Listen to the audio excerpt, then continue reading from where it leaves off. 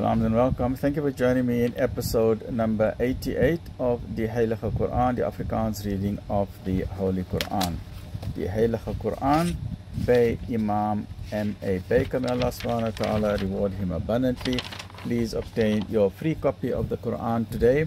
Contact the IDM 031 304 6883, the IPCI 031 306 0026 or 27, MJC 021 6844 606, or Muhammad's Hardware in Chwani Lodium 012 374 6102. And this copy I obtained from my friend Jones Yunus Musa, Musa's Insurance Brokers, Yunus Musa Dada, right?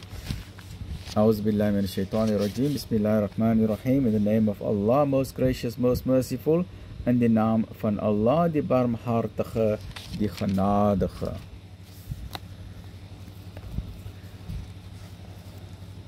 Hoofstuk 4, die vroue.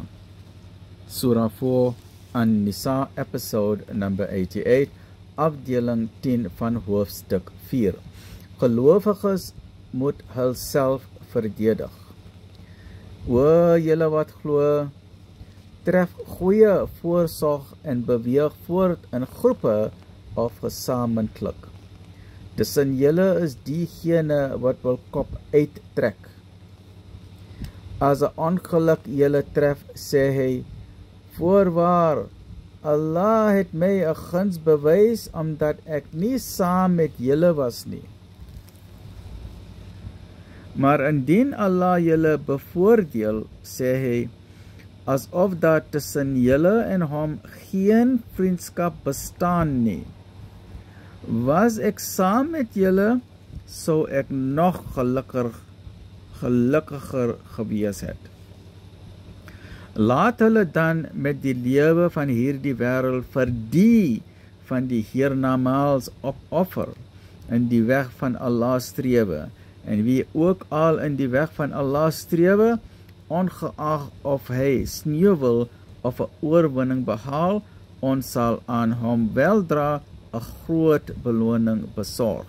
En waarom strewe julle nie vir die saak van Allah nie, en vir die swakkes, manne en vroue en kinders wie uitroep, ons Heer, neem ons weg uit hierdie stad, waarvan die bewoners onderdrukkers is, en skenk aan ons 'n friend and a helper.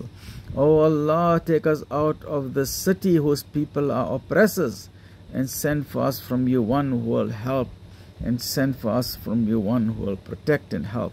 Diegene wat glo, strewe in die weg van Allah, en die ongelowiges in die weg van die duiwel, strewe daarom teen die vriende van die duiwel, waarvoor die stryd van die duiwel as 'n vergeefse stryd.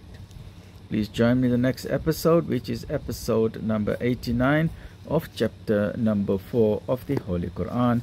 Alhamdulillah Rabbil Alamin.